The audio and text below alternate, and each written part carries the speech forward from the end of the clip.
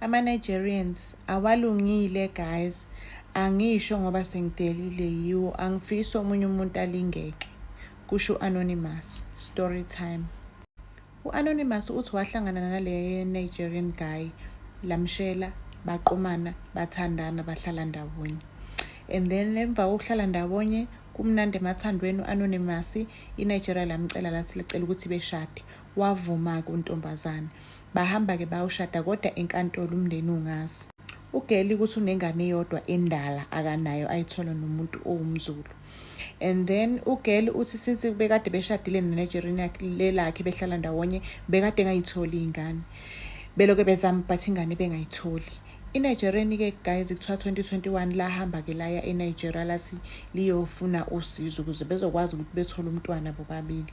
Labuya iNigerian malibuya labuya nezinto itaputapu lamgcoba ugeli lathi asenzelana uzomitha. Nangempela kugeli wamitha-ke. Mayimitha kugeli ujabulile ukuthi uzoba nengane-ke. Awu. Uthi-ke iNigerian beliloke limgcoba-ke ngale itaputapu zakhona limgcoba. Elithi-ke nalivikela ingane and elithi lona liperforma usiko lakubo. Uthi ugeli hayi-ke makushaya-ke isikhathi-ke sokuthi-ke kumele ukuthi ateteke.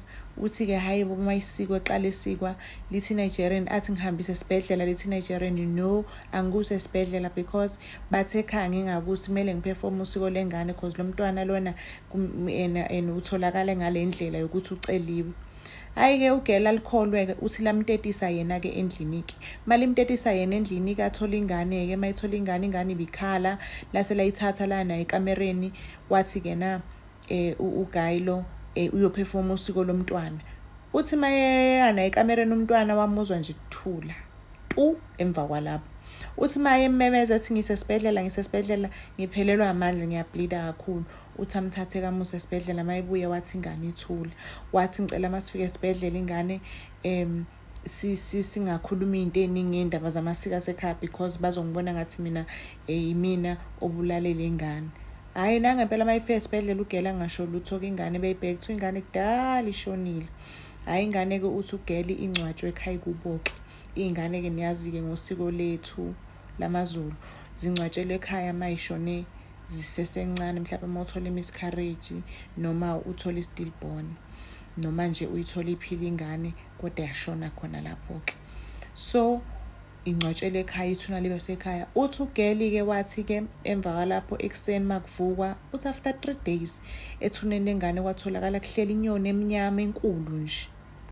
Uthi hayi ahamba yeke umuntu obonayo. Uthi umuntu obonayo nje avela angayiboni yonke lento leyenzakalayo yabo ungabe bikho into amtshela yona. Mayisuka lapho ugeli ahamba abuyele endodeni yakhe lahlala nayo lona iNigerian leli. Mayifika bephinde futhi bezame futhi amithe futhi ugeli. Mayemitha ugeli uthi ugayi ihlale emgcoba ngezitaputapu ethi yena uperforma usiko lakubo.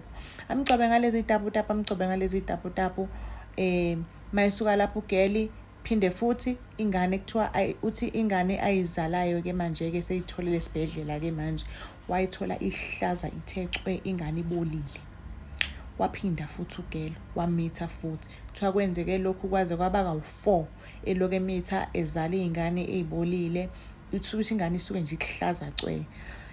Yingakho-ke sebuye ekhuluma-ke ethi uzama ukuxwayisa-ke guys. Kanti lena guys ama-movie ama-Nigerian nakhula ningawabuki. Ibhiliyoni ezihlaba nibuka